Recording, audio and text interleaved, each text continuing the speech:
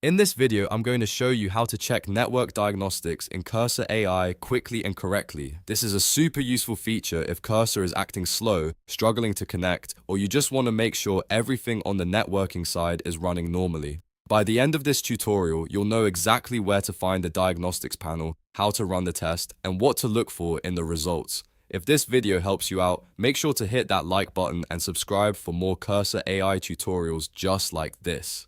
Alright, let's jump in. First, open Cursor AI on your computer. Once Cursor is open, look for the gear icon, which is the settings button. This is usually where you'll find most of the app's preferences and advanced options. Go ahead and click that gear icon to open Cursor settings. After the settings panel opens, you'll want to navigate to the network section. Cursor organizes connection-related options there, so this is where the diagnostics tools live. Inside Network, look for Network Diagnostics. That's the menu you need for checking whether Cursor services are communicating properly. Click on Network Diagnostics to open the diagnostic screen. Once you're there, you should see an option to run the diagnostic test. Click Run Diagnostic, and Cursor will begin checking the relevant services and connection status. This process helps you verify whether the app is connected normally and whether any network-related issues might be affecting performance. While the diagnostic is running, give it a moment to complete.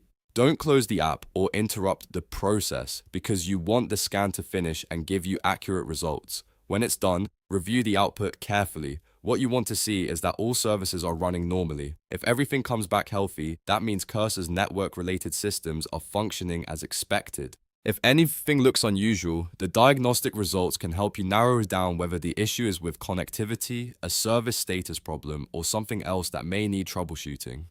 If you're checking this because Cursor isn't behaving the way it should, running network diagnostics is a great first step before trying more advanced fixes. It gives you a quick snapshot of the current status and can save you a lot of time guessing what went wrong. And that's really all there is to it.